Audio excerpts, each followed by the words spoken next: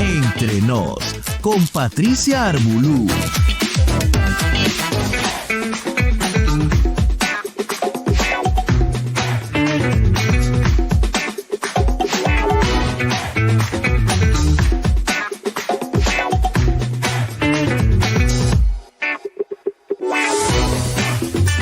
Amigos, ¿cómo están? ¿Qué tal? Donde te encuentres, muchísimas gracias. Bienvenido a Entre Nos, tu amiga Patricia Armbulú te da las más cordiales de las bienvenidas. Donde te encuentres, un apapacho. Muchas gracias. Gracias por este valioso tiempo que vamos a compartir. Sin ti es imposible poder tener un momento tan grato. Gracias por tu vida, tu compañía, por tu tiempo. Espero pues hacer que esta compañía siempre valga la pena. Muchísimas gracias a nuestros amigos, hermanos aliados en el sur de la Florida, en la Unión Americana, a través de Radio Mundo Miami. Muchísimas gracias. También nuestros hermanos en el Panamá, a través de Radio Panamá. Muchísimas gracias. Tan bello ese yo. Y nos vamos, por supuesto, con este apapacho no menos caluroso, al contrario, rompe costillas, con nuestros hermanos en el Perú a través de Radio PBO Radio, la radio con fe, la 91.9 de la FM. Muchísimas gracias y estamos recibiendo muchos mensajes a través de nuestro WhatsApp. El área code ya sabes, y almacénalo y ponlo juntito a ti, el 51 941 200 734. Ya sabes que el área code desde donde nos escribas es el 51, que es el área code del Perú, 941 200 734. ¿Cómo los está tratando la vida? Bueno, ahí en el Perú el calorcito está pegajoso y está ahí en Panamá también, ahí está, wow, pero allá en Miami, oye, como que ha bajado la temperatura duro, Oiga, y eso está rarísimo. No hay nada que hacer de que ha cambiado la temperatura. Les pido por favor precaución donde se encuentre. Si nos escuchas desde el Perú, por favor trata de cubrirte, no te expongas como una iguana en el sol, por favor. Tampoco, ¿no? Lo mismo que en Panamá y en Miami, pues por favor tomen sus precauciones, porque ahorita vuelve el calor con tanta humedad y esos cambios tan drásticos de temperatura, pues nuestro cuerpecito hermoso, pues paga pato. ¿Ah? Bueno, señor director, vamos a empezar. Ustedes saben de que el día de ayer se dio la reunión. Sí, la reunión entre Gustavo Petro, ¿no? Que espero de que pues la esposa, ¿no? La señora Alcocer le haya quitado el trago, todo se lo haya quitado, porque vaya, ¿no? Sobrio, ¿no? En el avión, todo, por favor, ya en el carro, todo, ¿ah? Para que vaya tranquilo y no diga cada bobería. Y él sabía, él juraba, de buenas fuentes me han dicho, de que él tenía un cierto reparo, porque recuerden de que él está dentro de la lista de los Clinton, ¿no? Esa lista Clinton, que es una lista pues que muchos le temen, ¿no? Y yo les voy a explicar por qué es que le temen, porque a mí me da cosa, porque les voy a comentar. Esta es una lista que puede entrar cualquiera, desde personas individuales, ¿ok? Empresas, individuos, ¿ya? ¿Y qué fue? Bueno, es una conocida lista diseñada para distinguir, ¿no?, a todas las personas que de alguna manera contribuyen en el narcotráfico de varias maneras, en el no trabajar para combatir el narcotráfico o ser parte, ¿ok?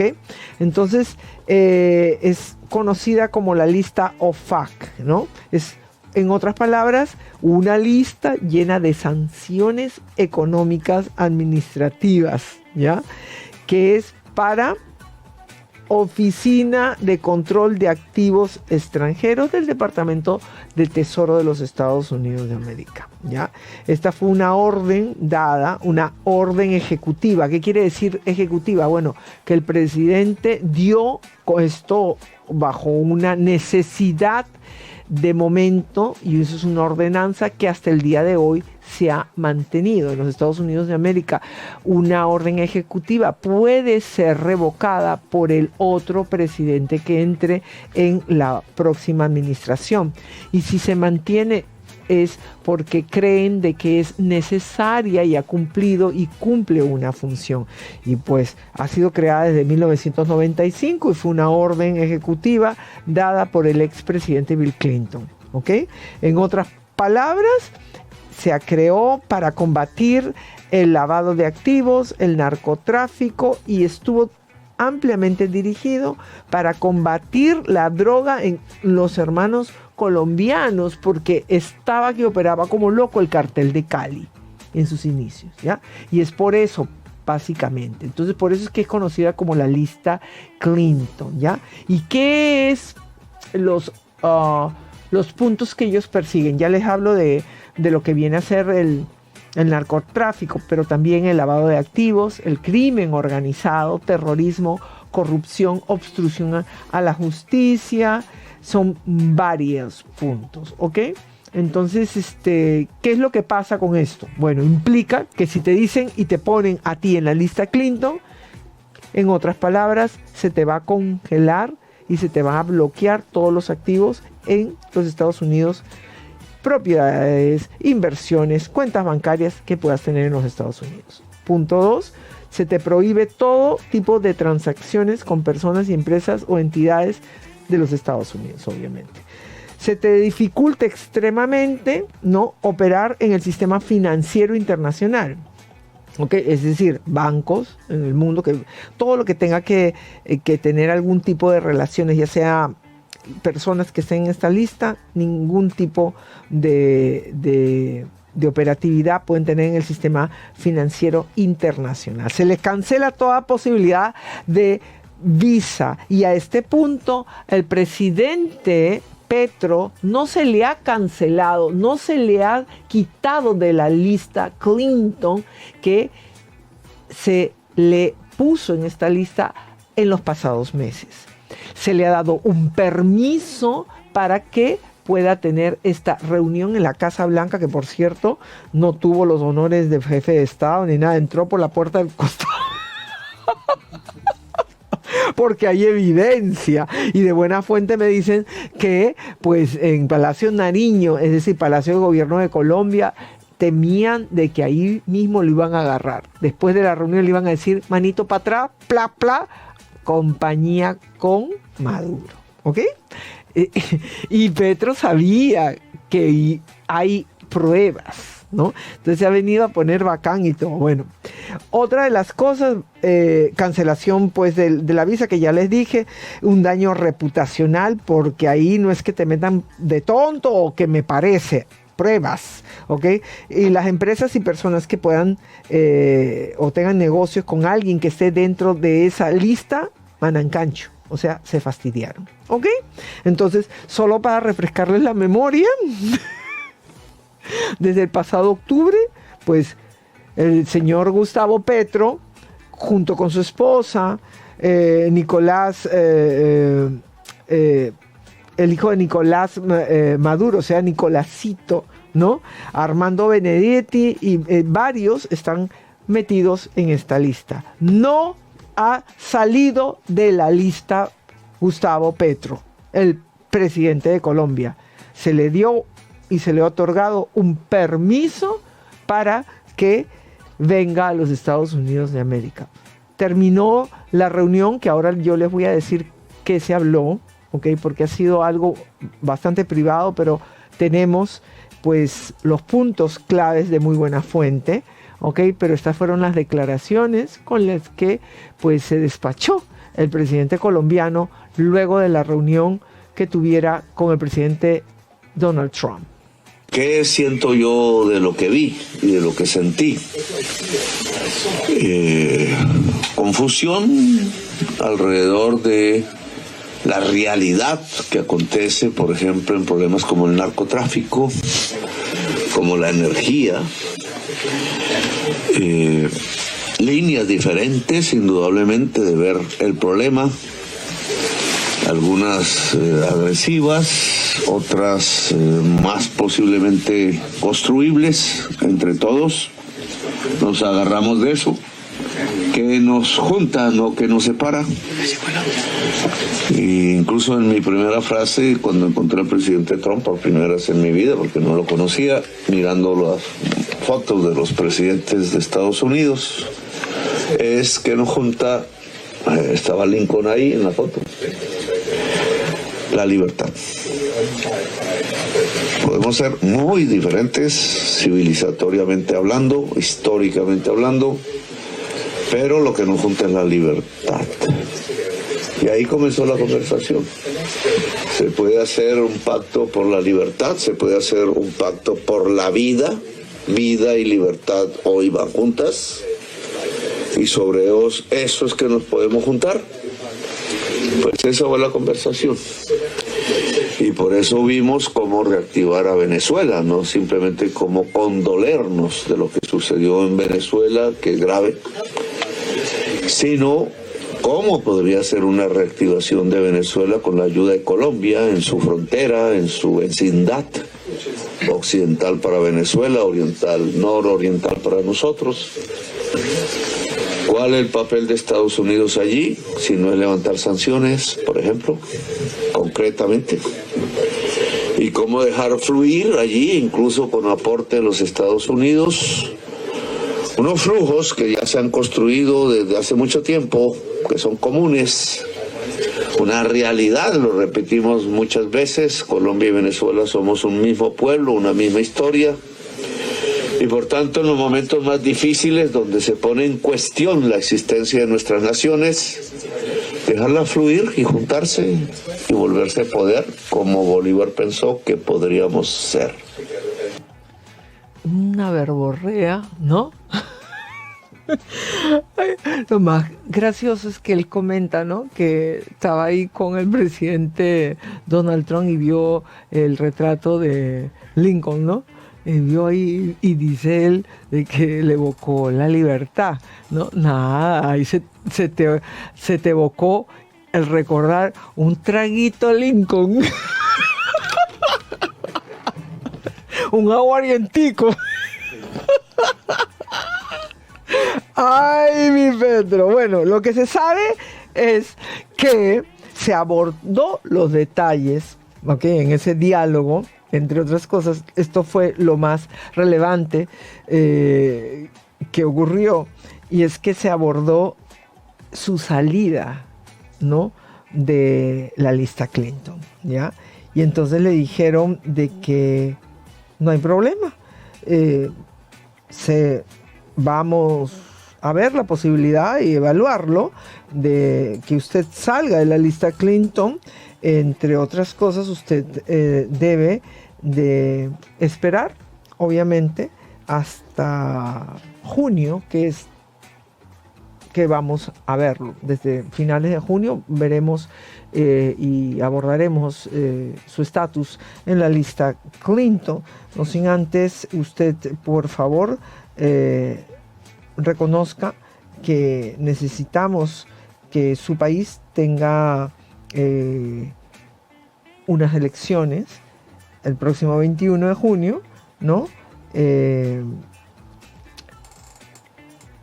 Vamos, como les decimos, hasta junio, porque usted, tiene las elecciones en mayo, el 31, y vamos a esperar a junio para abordarlo, esperar de que terminen las elecciones. Necesitamos ver de que Colombia tenga unas elecciones libres, ¿no?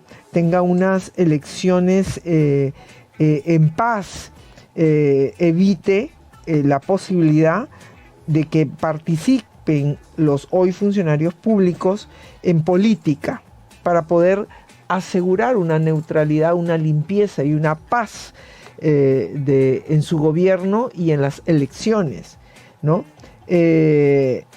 Usted nos garantiza que el proceso electoral va a ser saludable para Colombia, y nosotros pues hablaremos después de eso de su salida de la lista Clinton. Entonces, en otras palabras, el señor Gustavo Petro, el presidente de Colombia, tiene el compromiso no solamente con el presidente Donald Trump, sino el compromiso con su país de hacer lo correcto para una saludable democracia, ¿no? Porque hasta ahora lo que hay, pues ustedes miren las noticias de Colombia, ¿no? Y es bastante triste lo que se vive en este momento, los desplazamientos, las amenazas, él dice por él, y que por este y por este, el reforzar a los que son sus candidatos, y todo, o sea, esa polarización, ¿no? Dentro de la posición de poder, y es muy peligrosa. Bueno, se la han cantado clarito, ¿no? Porque se le tiene muchísimas pruebas, que sabe él que hay pruebas. Ahora, él en otros momentos, porque estas declaraciones de Gustavo Petro han sido amplias, ¿no? Se despachó, no tenía con quién hablar, su esposa no le contesta el celular. ¿No?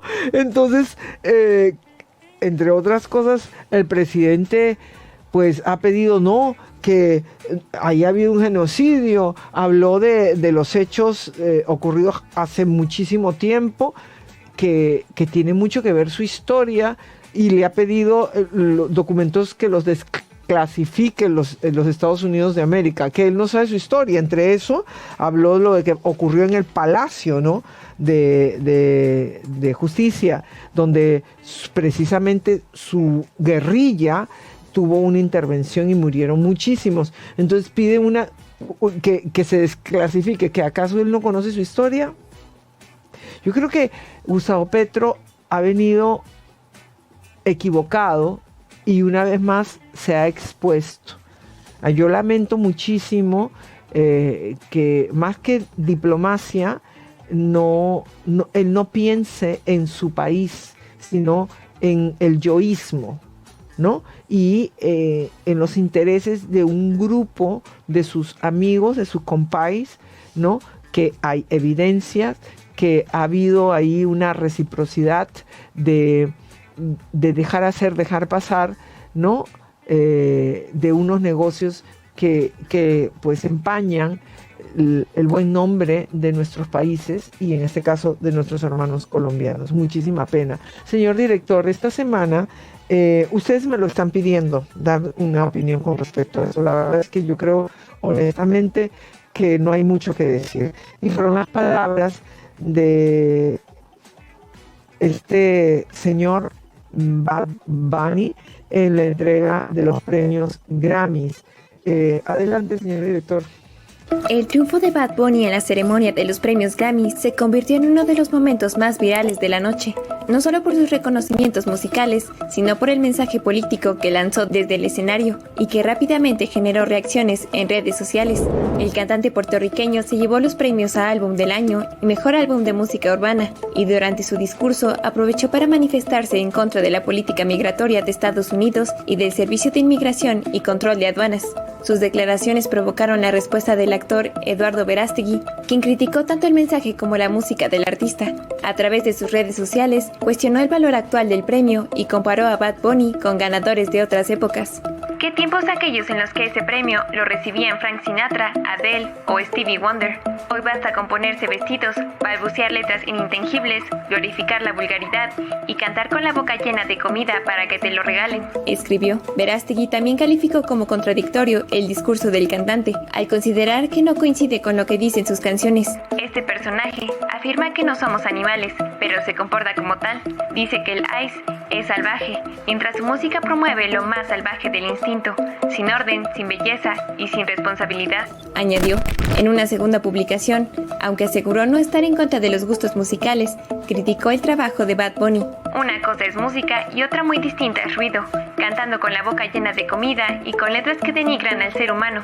Eso ya no es cuestión de gustos, es objetivamente basura, señaló. En los últimos años, Bad Bunny se ha manifestado abiertamente en contra de Donald Trump, mientras que Verástegui ha expresado su apoyo al presidente estadounidense. En medio de esta confrontación, el puertorriqueño se prepara para presentarse en el medio tiempo del Super Bowl, que se celebrará próximamente.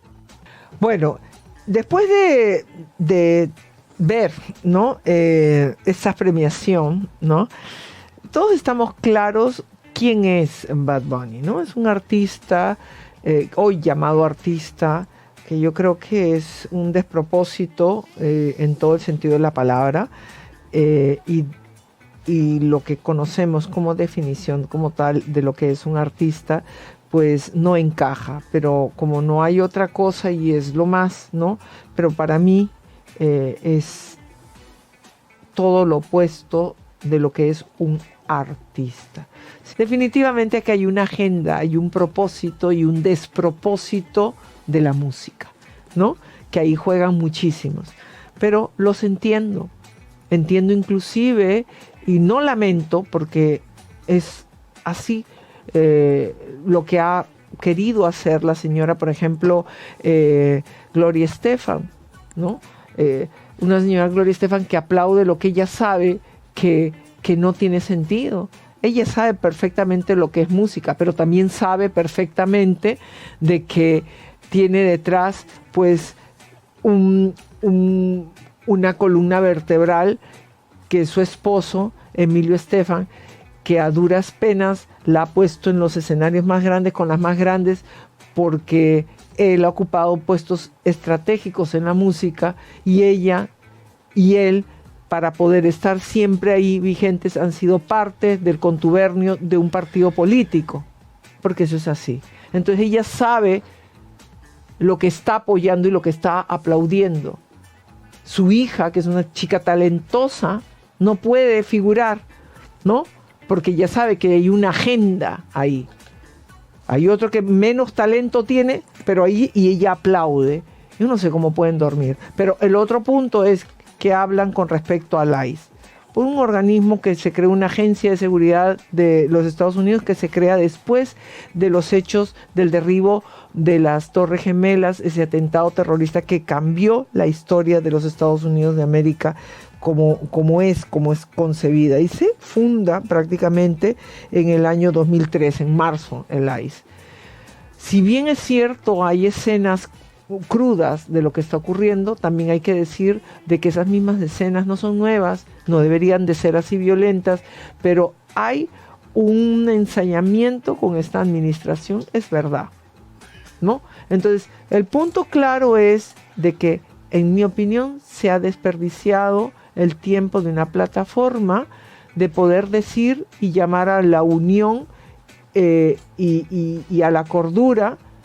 Pero ¿qué se puede esperar del señor Bad Bunny si no tiene ninguna cordura, ningún sentimiento, y con su silencio refuerza dictaduras, que es incapaz de dar el verdadero valor a lo que se merece? Bueno, nos vamos a un corte comercial y cuando regresemos muchísimo más, solo aquí en Entre Nos. Pasa la voz.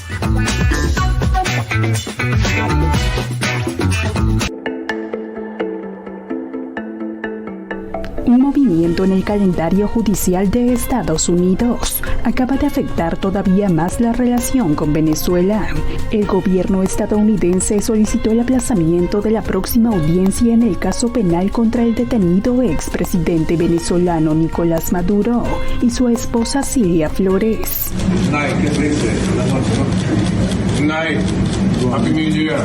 La sesión estaba prevista para el 17 de marzo, pero ahora se pide que se realice el 26 de ese mismo mes. De acuerdo al documento, se trata de motivos logísticos y de intercambio de pruebas. La solicitud además cuenta con el consentimiento de la defensa de ambos acusados. De acuerdo con el escrito legal, este tiempo adicional permitirá que la Fiscalía pueda producir el descubrimiento de pruebas, es decir, entregar formalmente el material que forma parte del caso. Este proceso judicial se desarrolla después de que a inicios de enero, Maduro se declarara un hombre inocente de los cargos de narcotráfico que la administración de Donald Trump utilizó para justificar su captura y traslado a Estados Unidos. Los misiles. Están cayendo los misiles. En ese momento también afirmó ser un prisionero de guerra. Ahora, con esta solicitud de aplazamiento, el caso entra en una etapa centrada en la revisión técnica de la evidencia y en la preparación de las estrategias legales de ambas partes.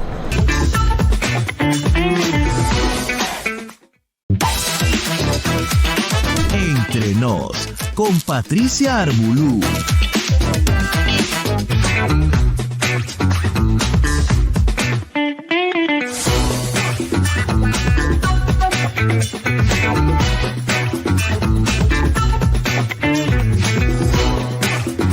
Amigos, muchísimas gracias por volver. Es tu amiga Patricia Arbolú, aquí en Entre Nos. Saludar a todos nuestros amigos, hermanos que nos están escuchando en el sur de la Florida, aquí en la Unión Americana, a través de Radio Mundo Miami. Muchísimas gracias. En todo el Panamá, a través de Panamá Radio. Muchísimas gracias. Y por supuesto, en el Perú, en todo el Perú, nos están sintiendo en mi Perú querido a través de la 91.9 de la FM, la Radio con Fe, PBO Radio. Muchísimas gracias. Saben que está existiendo un cambio en la política de migración del mundo. Ya, de eso tenemos que estar claros, ¿no? Ya no es un problema individual que obviamente están soportando las diferentes sociedades del orbe. Hay una migración que ha sido activada desde hace unos años y está claro cuál es el mensaje. Dentro de todas esas acciones que se están dando, ¿no? Hay una que es de auditar, y ya lo están empezando a hacer, auditar todas las visas que se han entregado ya, ¿ok? O sea, están ya hace tiempo, ¿ok? No de un tiempo a esta parte, ni no. Puedes tener 40 años, 50 años, visas que se han entregado. ¿Y cuál puede tener tanto tiempo, Patricia? Por ejemplo, que la persona quiera ser ciudadana de aquel país. A ese proceso se llama naturalizarse y tiene varias etapas aquí en los Estados Unidos de América, ¿no? El primer paso lo puedes hacer de diferentes maneras, pero todo eso ha ido cambiando precisamente por esa crisis migratoria. Pero hay un paso antes que es el ser residente. Y luego de ser residente, que es un tiempo, ¿no? Y tiene algunos pasos a seguir, no tienes que cometer delitos, no hay carga económica, etcétera. Y son 5 años, ahora lo han extendido más tiempo, que estás limpio completamente, entonces puedes pedir tu ciudadanía. En la ciudadanía te vuelven a hacer otra ronda de preguntas, test, hasta de salud, etcétera, los pasas y ya te conviertes en ciudadano o ciudadana norteamericana, ¿no? Hay quienes te ponen si usted va a ser y todo. O sea, hay un pronunciamiento, ¿no? Que tú tienes toda libertad, si aceptas, ¿no?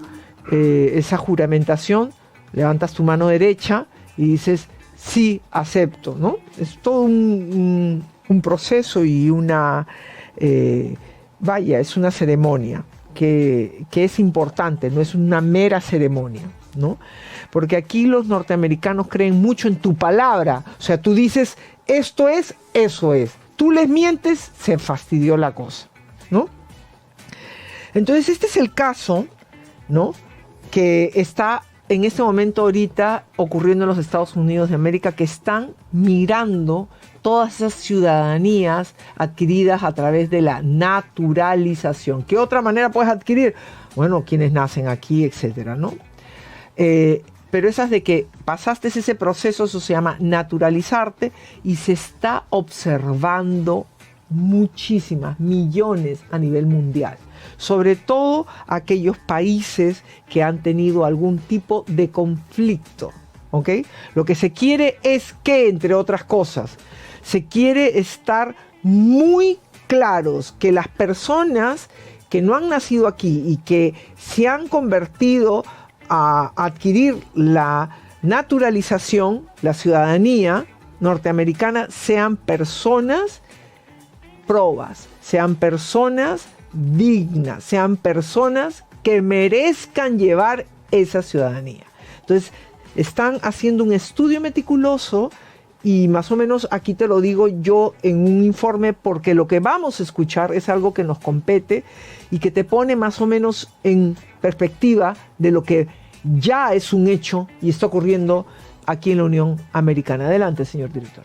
Entre 100 a 200 casos de desnaturalización al mes en el año fiscal 2026 es el objetivo de la administración Trump como parte de sus próximos esfuerzos migratorios, con la finalidad de despojar a personas que obtuvieron ilegalmente la ciudadanía estadounidense, según un artículo del New York Times, algo que según el abogado Salvador Cícero se puede hacer legalmente. La ley contempla que el Departamento de Justicia pueda quitarle la ciudadanía a una persona si esta persona utilizó el fraude para conseguir la ciudadanía. Agregó que esto ha sido una posibilidad, pero de una manera más limitada previamente. Ahora, lo que es realmente preocupante es que la directiva del presidente es mándenme de 100 a 200 casos al mes. Entonces no es una directiva de vamos a buscar si alguna persona con más cuidado, sino una cuota de casos para cumplirse, y eso es muy preocupante. Según cifras del Centro de Recursos Legales para Inmigrantes, entre 1990 y el 2017 se abrieron un promedio de 11 casos de revocación de la ciudadanía por año. Durante la primera administración de Trump llegaron a unos 25 casos por año, lo que supuso un aumento significativo. Aquí la idea es deportarte del país por haber infringido y haber mentido. Un proceso que, según Cícero, tendría que comenzar con el Departamento de Justicia. El Departamento de Justicia tiene que abrir un caso contra ti, tiene que comprobar que utilizaste el fraude. Por lo que enfatiza ser muy cuidadoso al llenar nuevas solicitudes en el futuro. Hay que hacerse responsable de cualquier ciudadanía, cualquier solicitud de ciudadanía, revisarla bien, asegurarnos que todos los datos y fechas son correctos y no dejarlo al ahí se va. Por medio de un comunicado, Matthew Tregasser, portavoz de UCIS, declaró: no es un secreto que la lucha contra el fraude del Servicio de Ciudadanía e Inmigración de Estados Unidos incluye dar prioridad a quienes han obtenido la ciudadanía estadounidense de forma ilegal, especialmente durante la administración anterior. Bueno, el caso que les vamos a presentar no es una ciudadanía adquirida en la administración anterior. Fíjense, es un caso de una naturalización de un ciudadano también peruano. Se trata del comandante Luis Miguel Fernández Gaviola, que estuvo dentro de las acusaciones de una masacre que se dio en 1989 en Pucará, Junín. Los Estados Unidos de América le ha presentado en el estado de la Florida una demanda civil para retirarle la ciudadanía a este ciudadano peruano, nuevamente, que responde al nombre Luis Miguel Fernández Gaviola. Ha sido un exmiembro del ejército peruano por presunto fraude migratorio, que es lo que aduce el Departamento de Justicia de los Estados Unidos de América.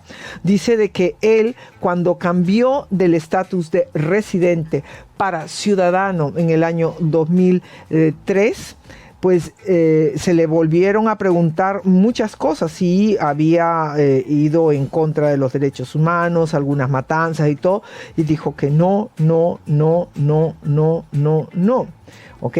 Entonces, dicen de que él ingresó a territorio norteamericano en el año 92, ¿no? Y llenó todos los requisitos en su momento, ¿no? Entonces, pero ha pasado esta etapa y le dieron la ciudadanía y han pasado muchísimos años, fíjense ustedes, muchos años que él como ciudadano naturalizado norteamericano, pues no ha tenido problema hasta que, pues vuelvo y repito, están auditando todas, no solamente de la pasada administración, todas las naturalizaciones de los diferentes lugares del mundo, ¿ok?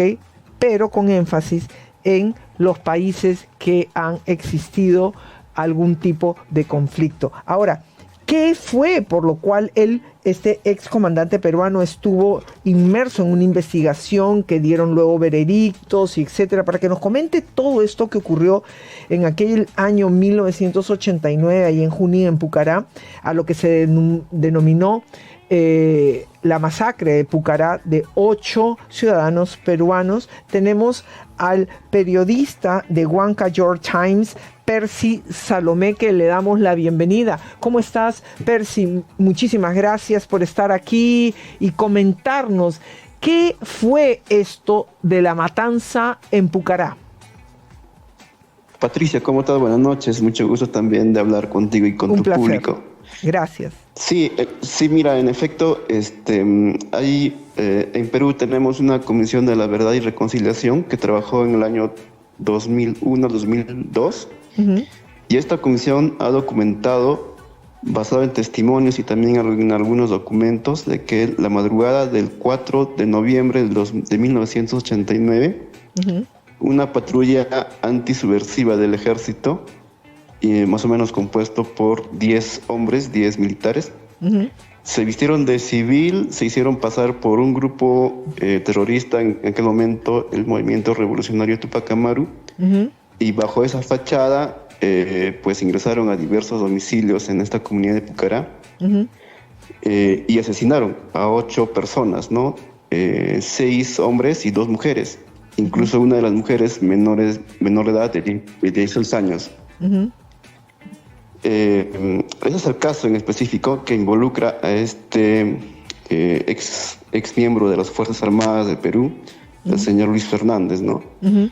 ¿Cuántos militares estuvieron implicados? Porque también tengo entendido de que en algunos los absolvieron, ¿no? Sí, algunos han sido absueltos. El caso ha comprendido directamente a 10 ejecutores de la matanza y uh-huh, hay 4 que estuvieron implicados como responsables inmediatos, es decir, aquellos que tenían la sartén por el mango, tenían el control de la situación. Uh-huh.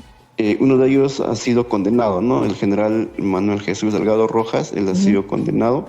Además, en otros casos, ¿no? Por ejemplo, en las ejecuciones extrajudiciales de la Universidad Nacional del Centro del Perú, uh-huh, también está comprendido este general Manuel Jesús Delgado Rojas, uh-huh, y otros 3 que son parte de su Estado Mayor, ¿no? Uh-huh. Ellos como responsables inmediatos, porque tenían el control de la situación y no hicieron mayor cosa. Uh-huh. Y 10 hombres ejecutantes, los que han ido como parte de la patrulla. Ya. Ahora, ¿hay alguna acusación directa a Luis Miguel Fernández Gaviola?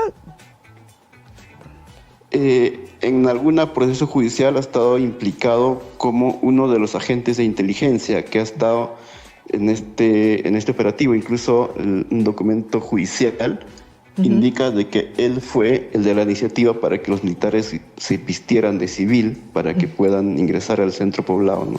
Ajá. O sea que se le acusa de que él hizo esa estrategia.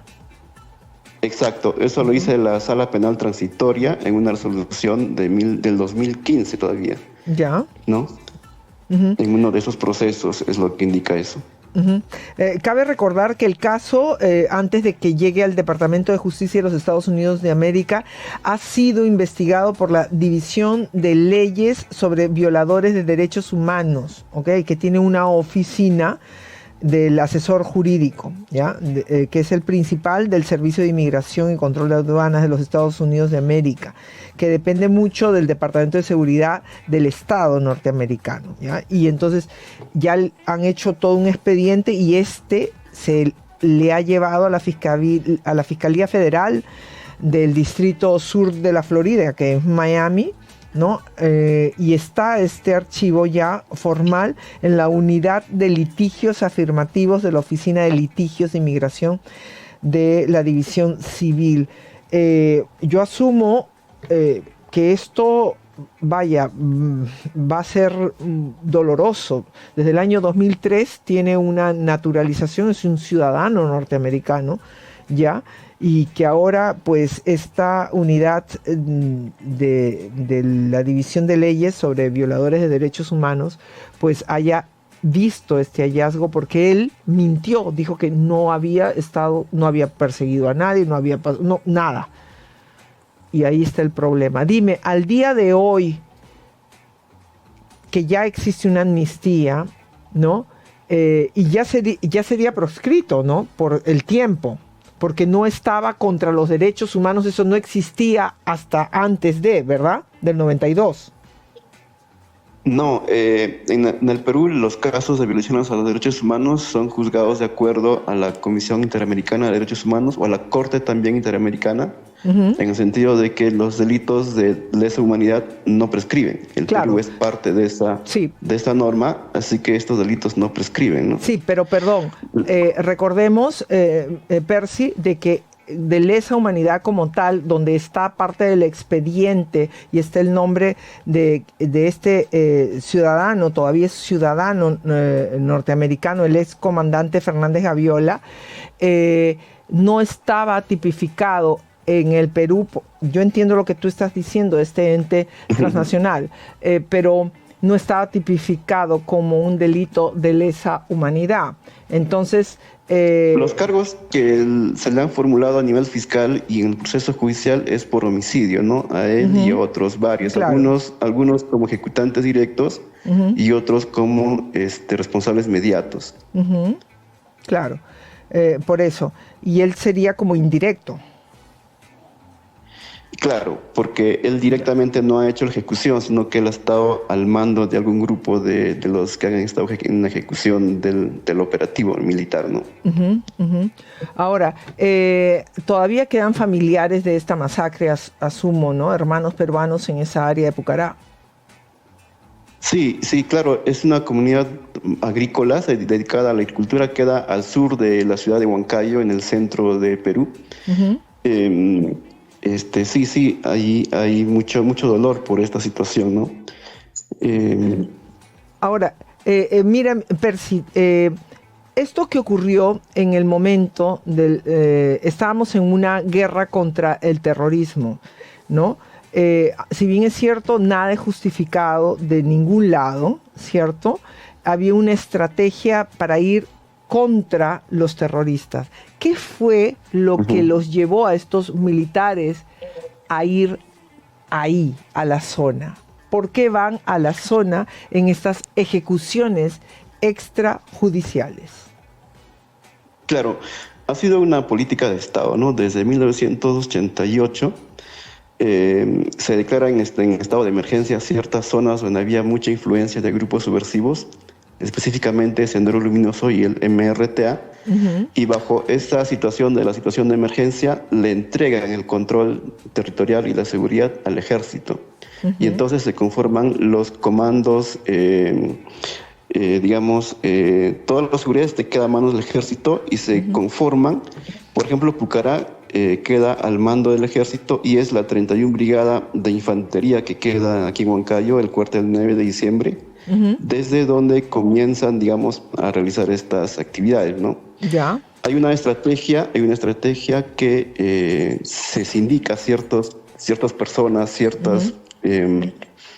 como presuntos miembros de estas organizaciones subversivas. Ya. Y la estrategia es eliminarlas uno a uno, ¿no? Claro, obviamente no hay ninguna investigación formal, regular, judicial, lleve a juicio, ¿no? Sino que se trata de ejecuciones extrajudiciales, según algunas acciones de inteligencia, que es lo que se llama en aquel momento, ¿no? Claro.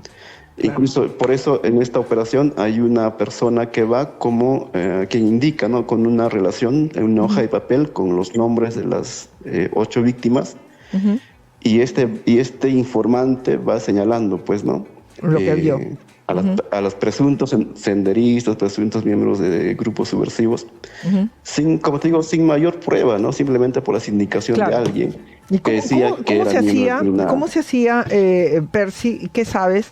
Si eso, bueno, asumo de que ahora nos hemos desarrollado más, pero ¿cómo se hacía en esa época con los recursos tan pocos para ir en búsqueda de los terroristas que eran tan escurridizos? Yo asumo que tú debes de tener familia que conoce y ha pasado por ese dolor directo, ¿no? ¿Cómo se hace un planteamiento si sabes que debes de movilizarte lo más rápido posible porque ellos conocen el área, ¿no? Ellos vienen de afuera, los militares, y no es por... O sea, hay una ventaja y desventaja al mismo tiempo, ¿no? Entonces, de un lado y del otro, ¿no? Y que los lleva a esto, ¿no? A cometer crasos errores, ¿no? De un lado y del otro. ¿No te parece? Sí, es que también se mezcló mucho los conflictos internos que habían en cada comunidad. Claro. Bastaba con que alguien, digamos, era su adversario dentro de la comunidad, bastaba que lo señalen de comunista, que lo señalen de subversivo. O de militar. Y entonces, y le daban exacto. Claro. Entonces ya era sindicado, digamos, ¿no? Y por el otro lado, el ejército tampoco pues ha tenido una preparación para hacer efectivamente este tipo de situaciones, ¿no? Sin preparación nos han mandado a hacer esta estrategia, ¿no? Ok, mi Percy, una pregunta. Hoy por hoy, ¿crees de que hemos aprendido, nuestros hermanos, donde tú estás, ahí en Junín, hemos aprendido para no tener un escenario como el que tuvimos hace más de 30 años, que nos lleve a, entre peruanos, matarnos, pero los otros que empuñaban armas en matar a los más débiles y los otros tratar de defenderlos, pero también hacer esto? ¿Hemos aprendido? Bueno, yo pienso que desde las Fuerzas Armadas no hay un aprendizaje, ¿no? Recordemos que hace poquito, el año 2022, tras el golpe de Estado del presidente Pedro Castillo y luego asume su segunda, la señora Boluarte, pues han habido protestas en el país y efectivamente se hizo la misma figura, después de muchos años, la misma figura de declarar en emergencia y permitir que salgan el ejército, y esto ha causado 49 muertes, ¿no? De personas inocentes que ni siquiera estaban participando en las protestas contra el gobierno. Yo pienso que ha pasado tanto tiempo y desde las Fuerzas Armadas en el Perú no ha habido una lección aprendida, ¿no? Aún. Y la parte nuestra habremos aprendido, mi Percy. Desde la sociedad civil pienso que sí hay un aprendizaje. Sí. Sin embargo, hay que hacer un esfuerzo por mantener la memoria, ¿no? Es decir, hay que educar a la gente en saber qué es lo que ha pasado en los años de la violencia, del año 1980 al 2000, que es el periodo de violencia interna en el Perú. Tú le llamas, perdón, ahí sí te agradezco, pero ahí sí te voy a hacer una corrección. No fue una violencia interna, fue una guerra contra el terrorismo. Que nos mancharon las manos. Nos manchamos las manos. Hablan de conflicto armado interno. Sí, pero no fue un conflicto interno, hermano. O sea, es como si tú estás tranquilo en tu casa, comiendo muy bien, y de repente vienen otros, ¿no? Y hacen toda una estrategia y tú no sabes qué es lo que realmente quieren, ¿cierto? Pero lo que quieren es socavar todo eso y crear un caos, ¿verdad? Pero de una manera soterrada. Y de repente tú te ves luchando contra ellos, manchándote las manos de sangre cuando tú estabas tranquilo en tu casa comiendo. O sea, por eso te digo, hay que aprender de los dos lados, porque si no sabemos y aceptamos y hacemos una conclusión honesta y reflexiva como peruanos, entonces vamos a volver a cometer el mismo error y eso sería súper fatal. Claro, por eso es importante trabajar el tema de memoria, ¿no? Porque si olvidamos lo que ha pasado y por qué nos ha pasado, corremos el riesgo de caer de nuevo en ella. Y ahí es muy importante que se mantenga una política de trabajar por qué nos ha ocurrido aquello, ¿no? Para no repetirlo efectivamente. Claro, por supuesto. Oye, muchísimas gracias, Percy Salomé de Huanca York Times. Muchísimas gracias por darnos pues una refrescada de memoria con esta masacre lamentable de unas ejecuciones extrajudiciales en Junín, en Pucará, de 8 hermanos peruanos, por el cual lo está llevando a que le revoquen a un ciudadano peruano naturalizado estadounidense desde el año 2003 que radica en el sur de la Florida, en Miami, su ciudadanía por haber sido parte de este comando, él como comandante militar del Perú, y haber estado inmerso en esto y haber mentido a las preguntas para adquirir la ciudadanía. Y la mentira fue: yo no he estado nunca en nada de perseguir gente, en busca de gente, matar, no sé, yo no he estado en nada de eso. Y bueno, han investigado y este es el proceso que está enfrentando pues este ciudadano peruano, Luis Miguel Fernández Gaviola. Muchísimas gracias, Percy. Gracias a ti también, Patricia, por permitirme conversar con tu público. Muchísimas gracias, cariño. Nos vamos a un corte comercial y cuando regresemos, muchísimo más, solo aquí en Entre Nos pasa la voz.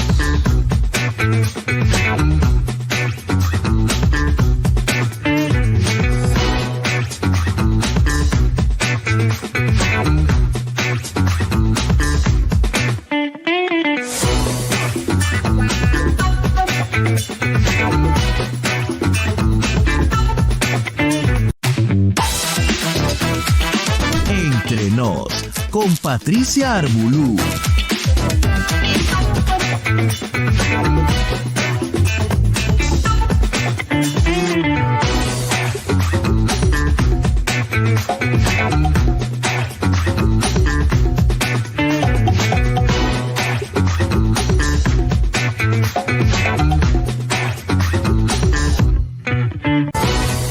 Muchísimas gracias por volver, tu amiga Patricia Arbolú.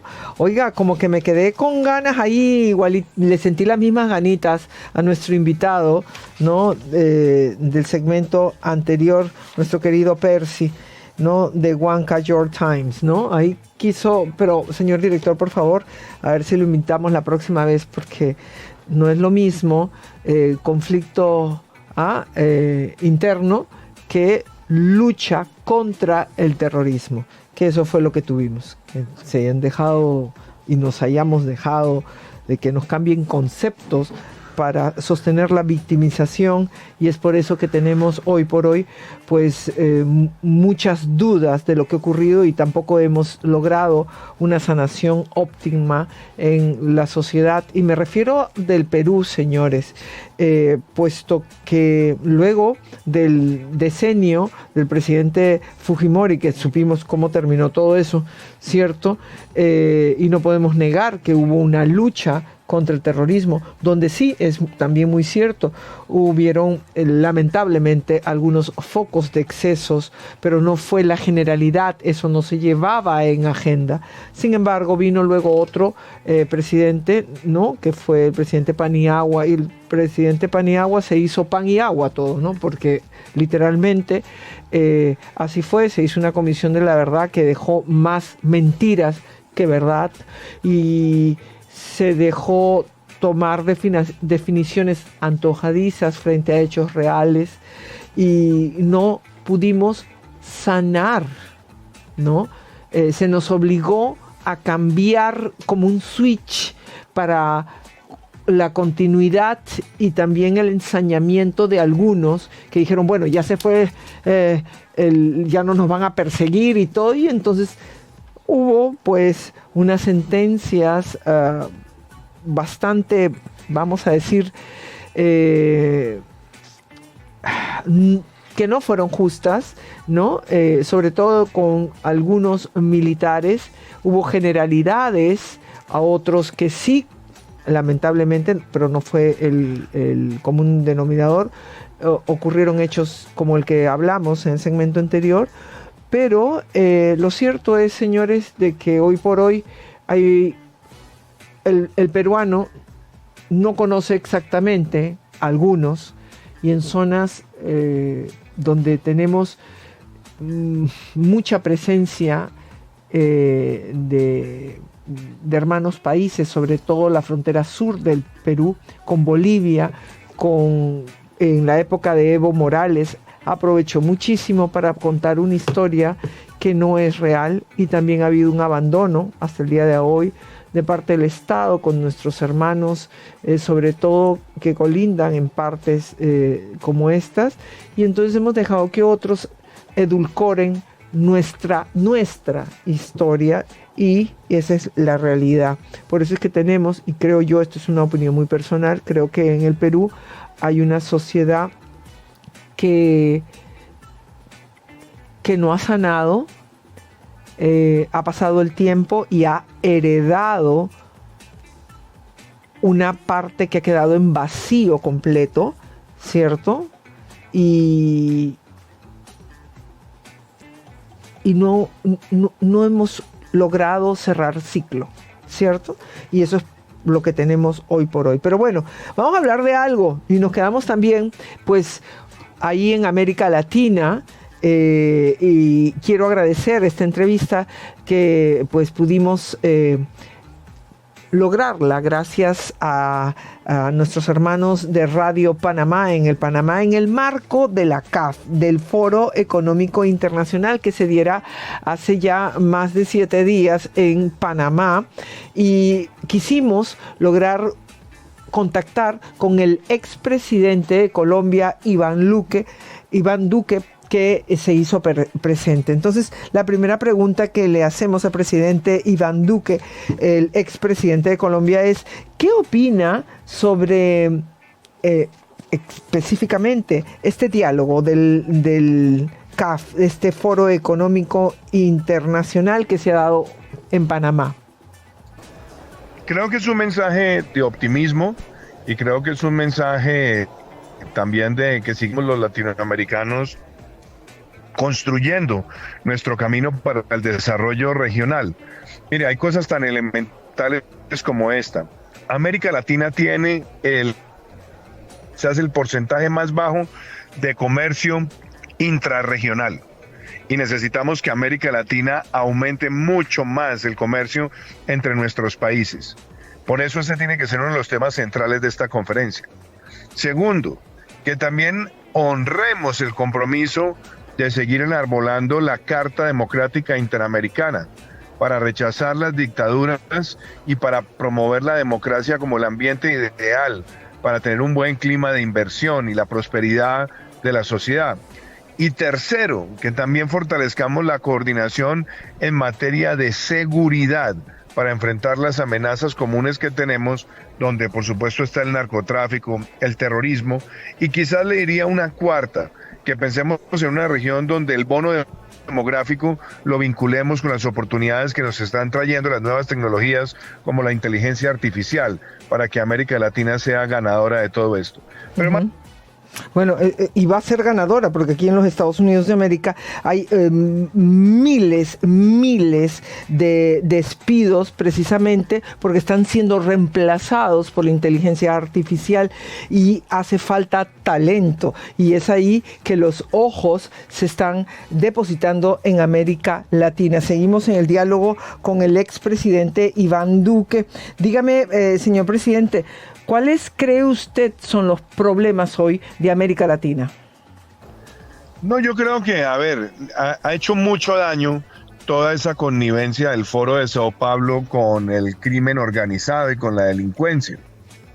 Porque cuando se empiezan a hacer esos acuerdos non santos por debajo de la mesa con el crimen, como fue el caso de Ecuador, o el caso de los Kirchner, o el caso también de Evo Morales, etcétera, etcétera, pues empiezan a generar condiciones para que el narcotráfico empiece a convertirse cada vez más en una amenaza transnacional. Entonces, yo creo que ahí tenemos un elemento pues de lucha en materia de seguridad en el cual tenemos que coordinarnos.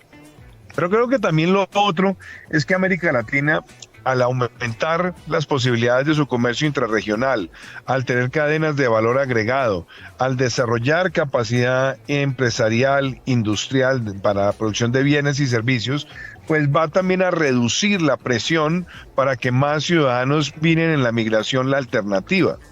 Y creo que también los otros retos es darnos cuenta que las posibilidades que tenemos en materia de recursos energéticos, en materia de recursos minerales, en materia de bono demográfico, en materia de patrimonio natural y de biodiversidad, pues hacen que nuestra región juegue un papel estratégico para los próximos años.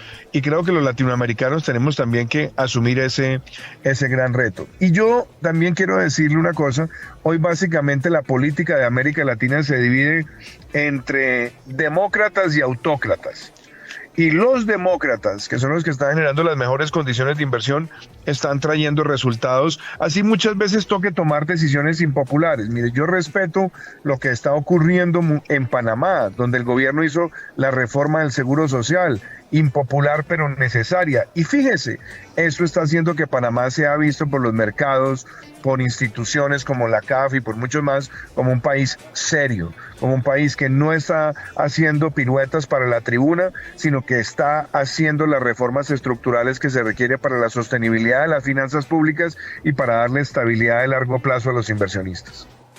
Definitivamente, aunque es impopular, pero es algo necesario. Hace falta coraje para poderlo hacer y valentía, ¿no? Y también entendimiento de parte del pueblo de aceptar una necesidad que al principio sea incómoda.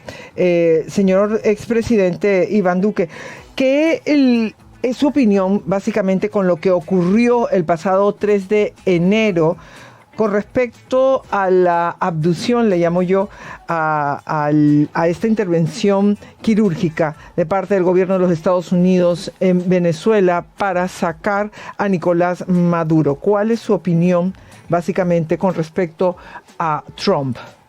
Lo que se hizo en Venezuela para capturar a Nicolás Maduro y llevarlo ante la justicia fue legal, valiente y un verdadero gesto de solidaridad con América Latina, porque Nicolás Maduro no solamente era el equivalente de un Milosevic en nuestra región, de un criminal de lesa humanidad, de un violador sistemático de los derechos humanos, sino que también era una cabeza fundamental en una estructura criminal que venía haciéndole daño a varios países y que venía utilizando el territorio de Venezuela como una especie de santuario para que grupos como las disidencias de las FARC, el ELN y otros operaran desde allí en detrimento de la seguridad de otros países.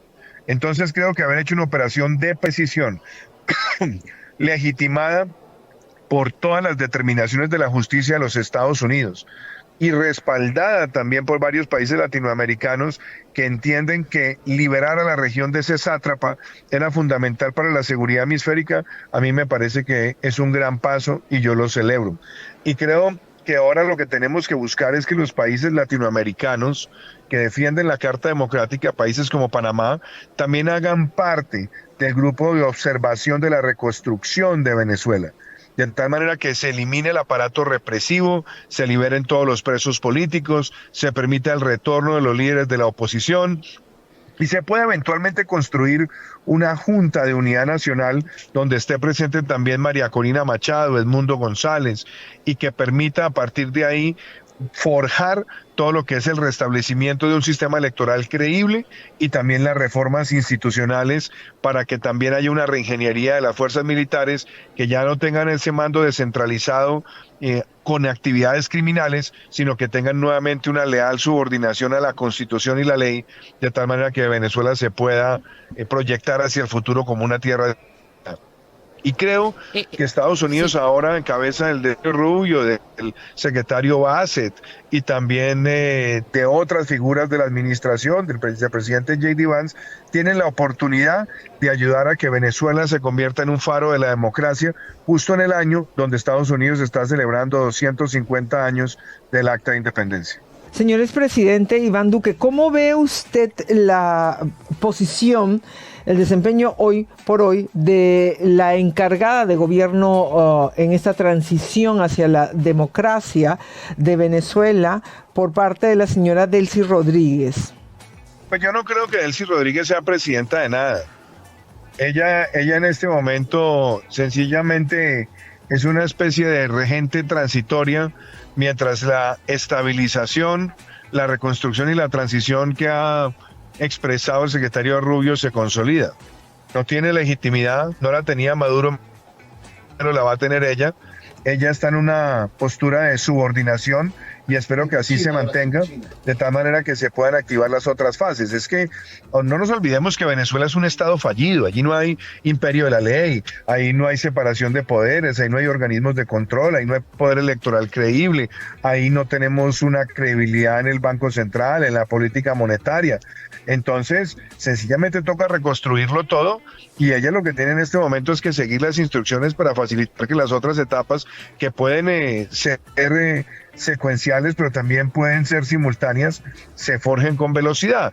Inclusive me atrevo a decirle una cosa, yo creo que dada la situación de Venezuela y la urgente necesidad de estabilización macroeconómica, pues no sería descabellado pensar en una eventual dolarización de la economía venezolana que permita que lleguen los flujos de inversión, que se genere credibilidad, que le reste manipulación a la política fiscal por parte del chavismo y que eso también facilite la transición hacia la estabilidad fiscal y macroeconómica, que es un pilar fundamental para tener la estabilidad política de cara al futuro de Venezuela.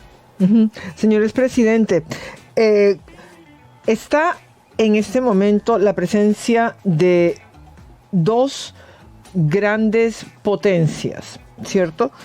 Y es China, que no pertenece a este continente, sin embargo ya tiene pues echadas las raíces hace un tiempo, y Estados Unidos, que ha volteado a ver y a proteger a su continente, ¿no? Y estamos todos dentro del continente americano, ¿no? ¿Qué le parece a usted esta presencia de estas dos potencias en América Latina? Bueno, es que yo creo que sin lugar a dudas hay que entender varias cosas. La primera es que Estados Unidos tiene en China su principal o su segundo socio comercial, dependiendo del año y dependiendo cómo se vea de los últimos 20 años. Y América Latina igual. La gran mayoría de países de la región tiene como principal socio comercial o a China o a Estados Unidos. De hecho, si usted lo mira con el mapa del año 2000, en el año 2000, el 70% de los países de América Latina tenían a los Estados Unidos. Hoy es China. Y China lo que ha hecho es aprovechar este mercado para invadirlo de productos. En el caso, por ejemplo, de mi país, tenemos una balanza comercial con China muy desfavorable para Colombia y que los chinos tratan de compensar abriendo oportunidades para las exportaciones. Pero yo creo que necesitamos que el comercio con Estados Unidos y el comercio intrarregional y el comercio hemisférico también se consolide. Yo no tengo problema frente a la inversión extranjera directa en proyectos de infraestructura, pero sí tengo preocupaciones cuando hay adquisición de activos estratégicos por parte de países que no comparten los mismos valores del libre mercado, que no comparten los mismos valores de la seguridad como valor democrático, porque eso puede abrir camino a que después perdamos soberanía en temas tan importantes como telecomunicaciones, protección de datos, etcétera. Y yo creo que son materias que se pueden ir afinando, pero América Latina tiene que seguir consolidando su economía, su comercio y poder tener un crecimiento que permita expandir la clase media. Y eso requiere que América Latina tenga una comunicación y un comercio vibrante con las dos principales economías del mundo, que son Estados Unidos y China. En los próximos meses hay varias elecciones en América Latina y en su país definitivamente pues va a marcar la pauta este próximo 31 de mayo y ojalá se espere pues se tenga un ganador, de lo contrario irían hasta el 21 de junio. ¿Cómo ve usted estas próximas elecciones en su país? Creo que son las elecciones más importantes de la historia reciente en Colombia, porque el modelo de Petro, populista, demagógico, irresponsable, connivente con el crimen y desafiante frente a los instrumentos del derecho internacional como la Carta Democrática, porque él ha sido una especie de cariñoso componedor con los dictadores y ha sido muy bravucón con los demócratas. Con los autócratas maneja una relación más bien meliflua. Entonces creo que se requiere ahora consolidar unas mayorías que permitan que Colombia recupere su democracia, su política fiscal, la política de seguridad, la política exterior, y que volvamos a tener gobiernos con responsabilidad gerencial y tecnocrática al servicio de la gente.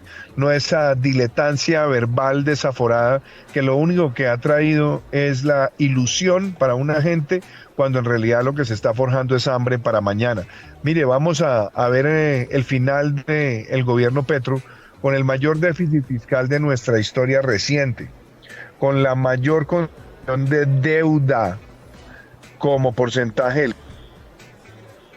y con una destrucción de sectores como el de la salud y el aparato fiscal que pueden poner en riesgo no solamente las finanzas de nuestra nación. Y todo esto lo mimetizan y lo esconden en unos discursos vacíos, pero llenos de vibrato que sin duda a unos sectores de la población la pueden engañar. Pero Colombia está reaccionando, va a reaccionar y va a derrotar este modelo desastroso del populismo petrista. Le agradezco este diálogo en el marco de la CAF, del Foro Económico Internacional, el señor presidente Iván Duque. Mi última pregunta, y nuevamente muchísimas gracias, hay unas manifestaciones particularmente agresivas, violentas, en muchos países de América Latina. ¿Usted cómo ve este tipo? Porque si bien es cierto, es un derecho manifestarse, esta agresividad que se ha visto en común denominador de las protestas. ¿Cuál es su opinión de las mismas en nuestro continente? No, es que yo creo que las cosas hay que llamarlas por su nombre, porque, mire, el mal llamado estallido social de Chile, sin lugar a dudas, tenía algunas expresiones genuinas de la gente, de molestias, de rabias, pero yo pregunto una cosa, ¿estaba mejor Chile en ese momento de lo que está hoy? En términos de crecimiento, en términos de expansión de la clase media, en términos de inserción con la economía internacional.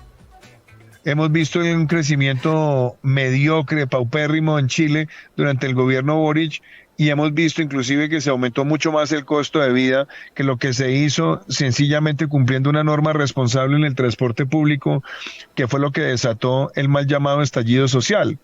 Y todos los que en los países, digamos con algunas excepciones, como es el caso de Panamá, todos los que participaron en esa actitud de piromanía en nuestros países que después llegaron al gobierno, todos están en el gobierno.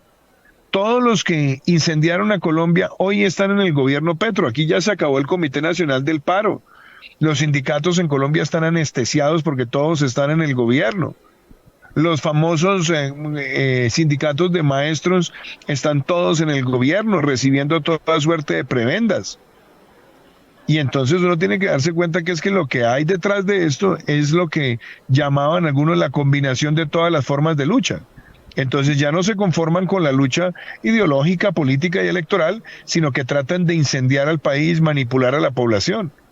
Mire, yo le digo una cosa muy elemental, ¿no? Y no me da pena decirlo. Yo soy una persona que ha defendido la política ambiental y la política de sostenibilidad. Panamá es un país que es carbono negativo. Eso es algo muy importante a nivel mundial. Pero que hayan bloqueado en Panamá con protestas un proyecto minero que representa una pieza fundamental para diversificar la economía, para abrir más oportunidades, para y ser invertida de manera estratégica en infraestructura que el país necesita, pues es sencillamente una irresponsabilidad, por no decir que es en sí mismo una actitud inmoral. Panamá tiene toda la política pública para administrar un proyecto minero con la responsabilidad con el medio ambiente, con el agua y con las comunidades. Y por eso yo creo que Panamá tiene que pensar con un sentido de unidad nacional y patriótica en que ese proyecto vuelva a restablecerse con todo el potencial. Porque lo que es absurdo es que hoy veamos todo el crecimiento de la demanda de minerales y también de materiales raros para ser refinados en China, y el mundo viendo cómo crece esto, y en América Latina nosotros paralizados cuando lo podemos hacer con responsabilidad y trayendo beneficios. Entonces muchas veces se utilizan algunos temas para incendiar. En el caso de Panamá fue la mina, en el caso de Colombia fue una reforma fiscal para poder salir con fuerza de la pandemia, en el caso de Chile fue el transporte masivo, un aumento mínimo, etcétera, etcétera. Y tenemos que darnos cuenta que detrás de eso, si bien hay gente que cae incauta porque tiene sentimientos de rechazo hacia muchos factores de la sociedad, lo cierto es que hay unos pirómanos que son los que inducen esos comportamientos que lo que buscan es desestabilizar nuestras democracias a través de esas actitudes. Y a esas personas hay que desenmascararlas, hay que combatirlas y hay que derrotarlas. Bueno, quiero agradecer a nuestros hermanos y aliados de Radio Panamá en Panamá por acercarnos a nuestro invitado, el expresidente Iván Duque, en el marco precisamente donde pues Panamá fue el anfitrión, ¿no?, del CAF. Nos vamos rapidito, un corte comercial, y cuando regresemos, muchísimo más, solo aquí en Entre Nos pasa la voz. La guerra en Ucrania vuelve a trasladarse al terreno diplomático.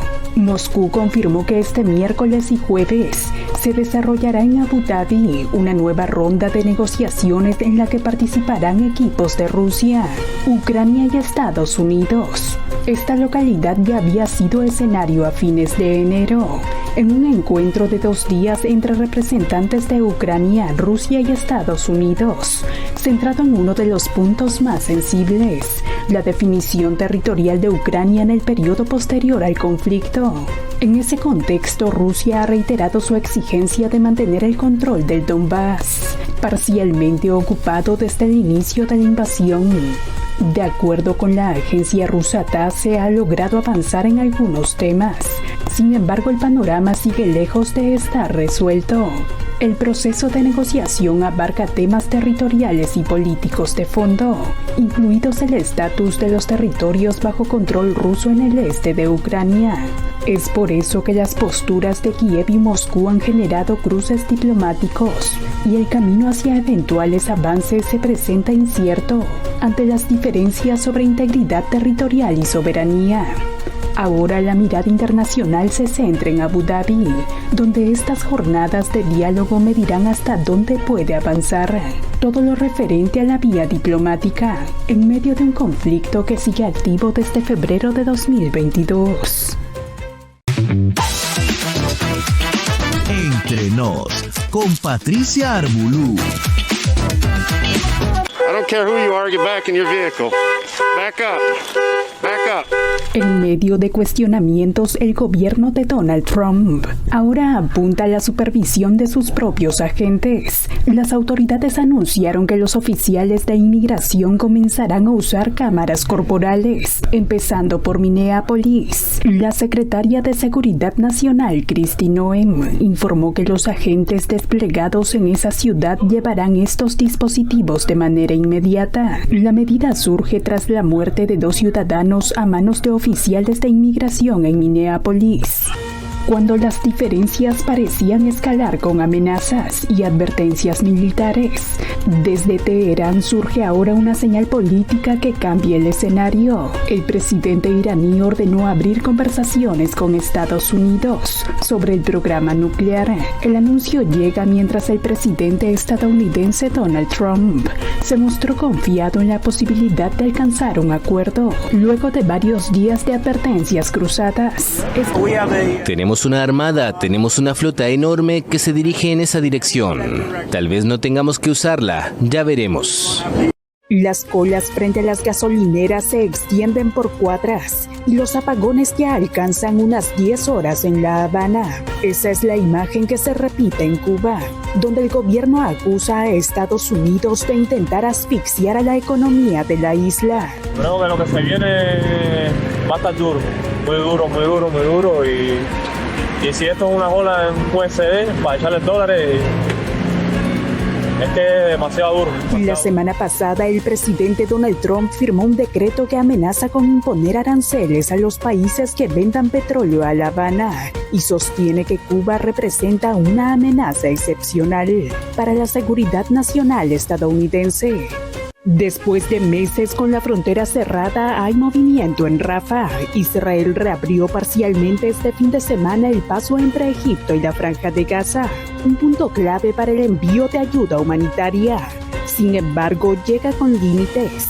Por ahora el cruce está destinado únicamente a los residentes del territorio palestino y bajo condiciones estrictas. Queremos que entre en la ayuda y la reconstrucción y queremos sentir que hay personas que se preocupan por nosotros y están reconstruyendo nuestros hogares. Este puesto fronterizo es el único acceso entre Gaza y el exterior que no pasa por Israel. Un recorrido entre rejas, torres de vigilancia y celdas abarrotadas fueron el escenario del modelo carcelario salvadoreño.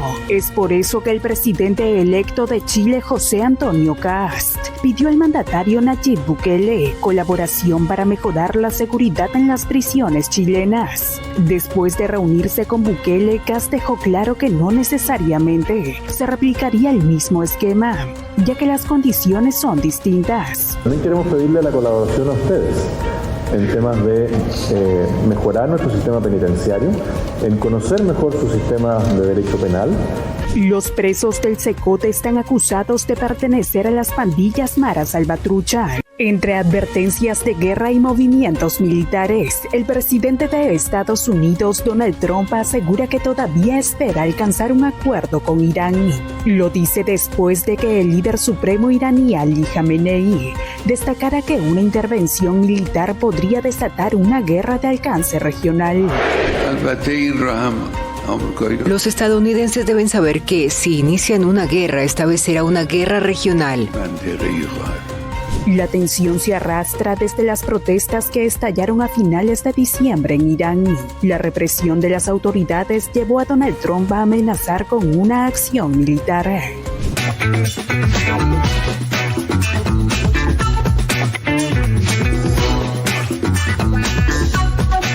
Amigos, muchísimas gracias por volver. Llegamos al final del programa, no sin antes, pues tocar un tema que está siendo un verdadero volcán en erupción en muchas naciones del orbe, con esta liberación que hizo el Departamento de Justicia de los Estados Unidos, con esa nueva tanda de todos los archivos que se le incautaran al empresario Jeffrey Epstein hace un tiempo, por lo cual fue, entre otras cosas, investigado y acusado, sentenciado y purgó condena en una cárcel aquí en los Estados Unidos de América por,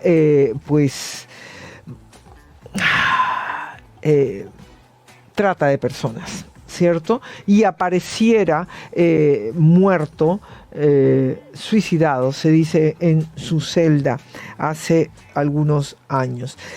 Lo cierto es de que involucra a miles de personas y no es una exageración. Obviamente, no solo a las mujeres, a las chicas que están dentro de esta historia y participaron de estos encuentros con diferentes empresarios, políticos, príncipes, reyes, presidentes del todo el orbe. Recordemos de que Jeffrey Epstein era un empresario, un financista que pues precisamente por este tipo de negocio tuvo acercamiento a las personas más importantes e influyentes del mundo en su momento.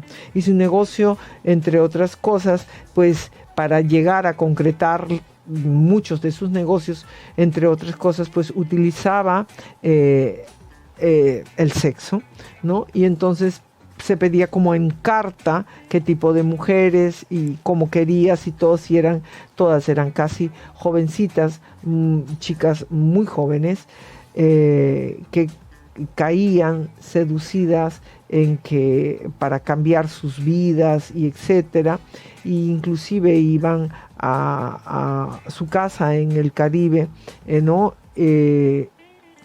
Y esos vuelos con los que se trasladaban a estos clientes y a sus víctimas, estas mujeres, pues se les denominaban los Lolitas Flights, ¿no? Entonces, como les decía, han salido una nueva tanda esta vez en esta semana y son muchísimos los expedientes y están saliendo nombres. Inclusive, les decía en estos pasados días, también hay de políticos peruanos. Pero algo que nos da más o menos una idea de lo terrible que ha sido todo esto y las implicancias es lo que le ha ocurrido a la ex esposa Melinda French, ex esposa de Bill Gates, ¿no? Porque ahora pues aparece el nombre de su esposo y Melinda French ha dado unas declaraciones. Vamos a escuchar, voy a tratar de traducirlo. Ahí vamos. Ok, tengo que reconocer en este momento de que en esta habitación de que tu esposo Bill Gates está mencionado en el más reciente tanda de archivos de Epstein. Sí, y hay nuevos detalles presuntamente de su comportamiento. Quiero darte la oportunidad que respondas de la manera, vaya, que desees. Bueno, déjame decir esto. Creo que estamos teniendo un ajuste de cuentas con la sociedad, ¿verdad? Ninguna chica debería haber sido puesta en la situación en la que fueron puestas por Epstein y todo lo que estaba pasando con las diferentes personas en su alrededor. Ninguna chica.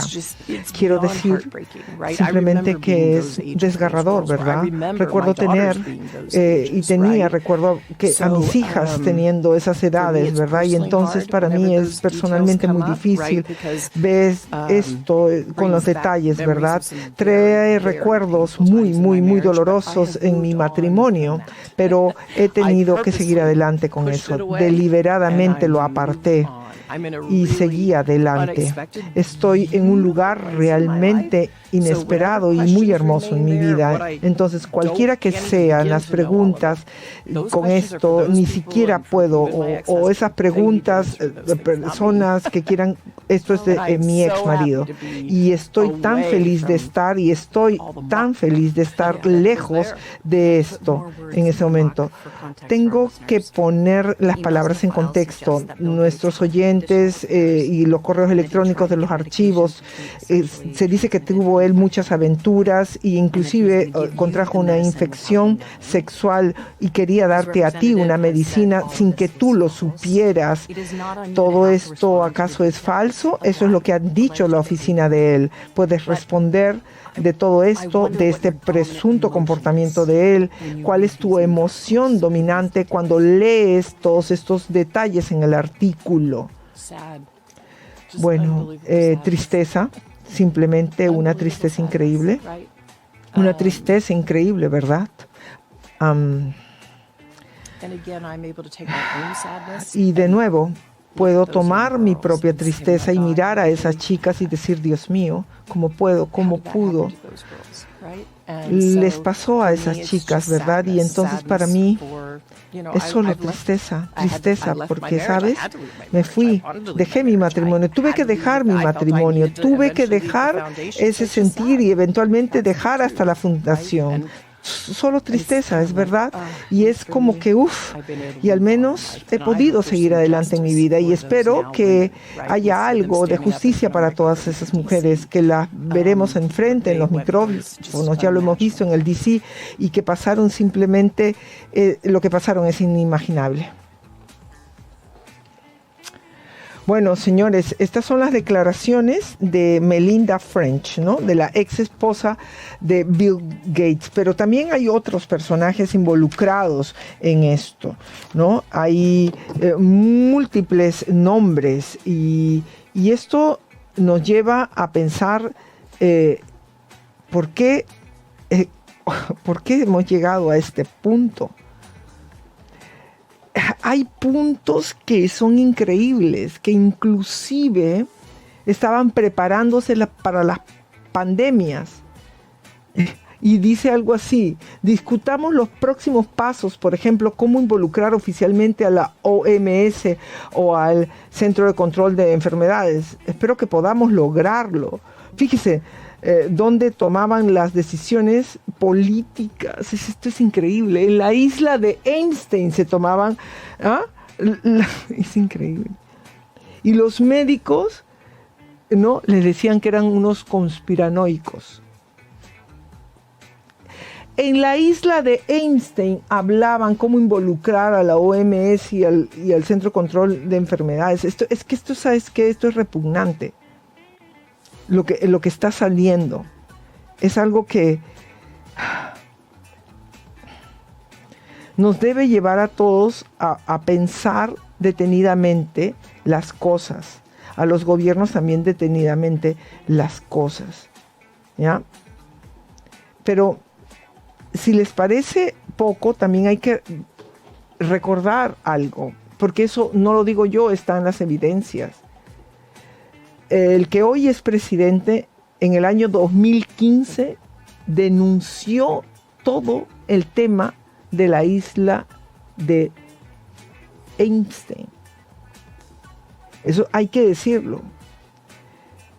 O sea, en esa isla no solamente hubo un abuso, ¿ok?, sino que también se trataba de vincular, de tener todo aquí en la cabeza, ¿no?, de cómo manejar el mundo, de las pandemias. Se habló de ideas del transhumanismo, de la ideología de género, de normalizar a los niños trans. Todas esas cosas se hablaban ahí, lo estamos mirando en estos archivos desclasificados. ¿Quién se hubiese imaginado, por ejemplo, entre otros, pues líderes, que ya son una tradición, musicales, como por ejemplo Bono, ¿no?, el líder de U2,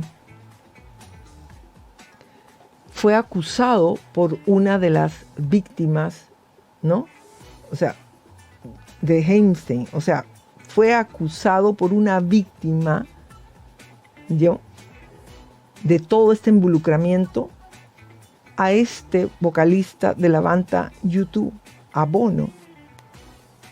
Están todo esto documentado. O sea, esto es algo terrible, pero estas bajas pasiones y eso maquiavélico lo hemos visto en la isla de Einstein. Y no con esto no me quiero salir, me estoy recordando ahorita, por ejemplo, a Maradona, cómo lo buscaba Fidel Castro, diciéndole que lo iba a limpiar y todo, y le ofrecía chicas que eran unas nenas y le daban droga.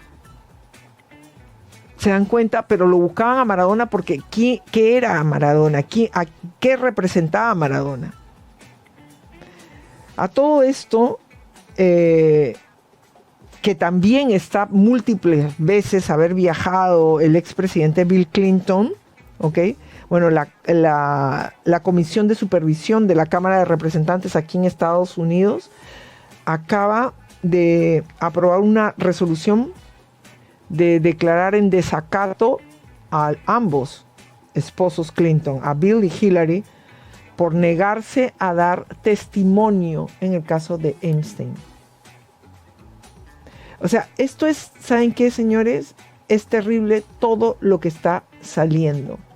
Está saliendo políticos mexicanos. Está Felipe Calderón involucrado, Salinas de Gortari, Ernesto Zedillo, el mismo Salinas Pliego, Alejandro Junco de la Vega, está Luis Rubio, Carlos Slim, Lorenzo Zambrano, está Dionisio Garza Dedina, Carlos Heredia, está Jaime Serra Puche, Emilio Azcárraga Jin Jr., está María Asunción Aramburu Zubala.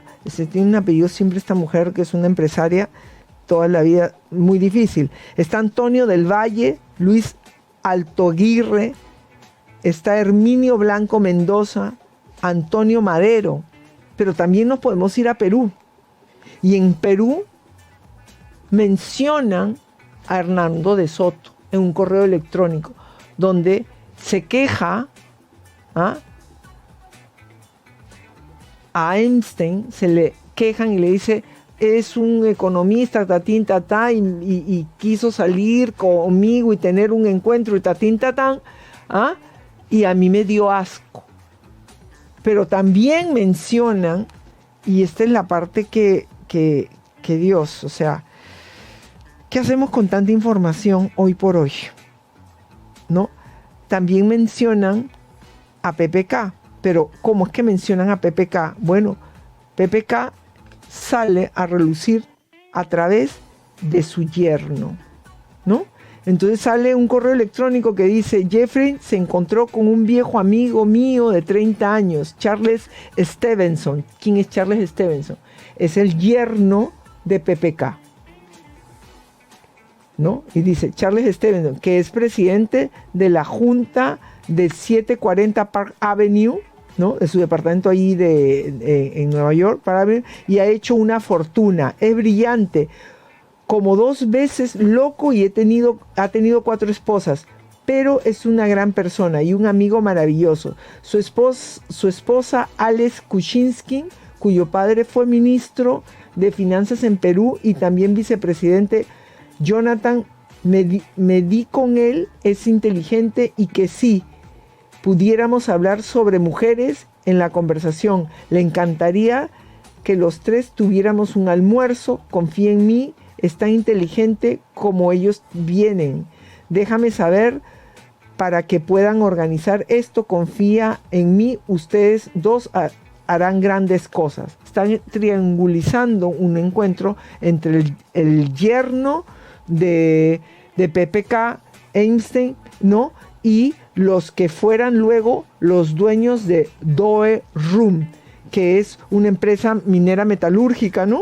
Que en Perú ahí hay unos problemas que creo que ya están en desahucio desde hace un tiempo. Pero vamos a recordar algo interesante, ¿no? Porque aquí están las cosas claras de acuerdo a los correos electrónicos. Jeffrey Epstein se reunió con el yerno, o sea, el hijo político, el esposo de la hija de PPK. Se reunieron desde el año 2011 hasta el 2016, ¿ok? Y el punto era, entre mujeres y todo, poder llevar un proyecto de ley para Dawn Room, es decir, para esta empresa metalúrgica, ¿no? Que beneficia a la Ira Renet, que es prácticamente las 2, ¿no? Y esta Ira Renet, que es la madre de Dawn Room, ¿no? Le compró 2 departamentos por $75 millones a Charles Stevenson, es decir, al yerno de PPK, en el Park Avenue de Nueva York. O sea, un negocio redondo. Tú me ayudas con una ley para que entre Dawn Room, ¿ok? Y yo te compro los 2 departamentos para allá, ¿ok? Pero, ¿y esto qué tiene que ver con PPK? Bueno, aquí hay un dato curioso. Señor director, lance esto, que PPK pedía precisamente donde ahí estaba, ¿no? Don Rum, y estaban con problemas, pero para que no tenga problemas, él la quería rescatar, ¿cierto? Y da este discurso precisamente donde estaba Don Rum, ahí en La Oroya. Escuchemos a PPK. La cosa que tenemos que hacer aquí en La Oroya es ir al Congreso de la República para que nos prorrogue la ley mediante la cual el 27 de agosto se cierra todo. Eso es lo que nos han dejado. Apenas con 4 semanas en el gobierno me han dejado una ley, se cierra todo. Entonces tenemos que prorrogar 1 año. Y yo le he pedido a los trabajadores que me acompañen en una marcha al Congreso. Allá adentro hay unos activos muy valiosos y se podría cambiar y reactivar esta ciudad, esta región, si se hacen esas inversiones. Yo me voy a ocupar de que eso ocurra. Vamos a hablar con Chinalco para que se termine el problema de una vez. PPK sí sabe, PPK sí sabe. Claro, los activos que estaban allá adentro era Doe Rum, ¿no? Pero bueno, ahí está mencionado. Los archivos de Jeffrey Epstein están revelando muchas cosas. En estos días me preguntaba una colega, Patricia, ¿y qué hacemos con todo eso? Bueno, las cosas están bien claras. Siempre ha sido un negocio esto, ¿no? Los bajos instintos, el sexo, por eso hasta en la música, ¿no? Sexualizan, etcétera, ¿no? Y embrutecen, ¿no? Y sacan la parte animalesca, ¿no? De una manera brutal, ¿no? Que se exhibe. Entonces es esa, ¿no? Religión, sexo y comida. Son negocios inagotables, ¿no? Entonces, en este punto del sexo, ¿qué hacemos con ya todo? Por lo menos reconocer quién es quién en tu sociedad. Que ya pasó, que ya se dijo, que ya no existe, que esa empresa ya ahora está en liquidación, que por lo que tú quieras. Ocurrió, ya sabes en qué términos se manejan esos negocios o se manejaron esos negocios. Reconoce quién es quién y no te dejes volver a poner el chupete en la lengua, ¿no? A no ser de que seas tú quien te lo ponga. Es decir, no te dejes que te metan a tole con el dedo, como dirían nuestros hermanos mexicanos. Que papá Dios me los bendiga, que tengan un día súper excelente. Nos sentimos pues mañana, que será otro día excelente, por supuesto, en esta compañía tuya, que es la mejor.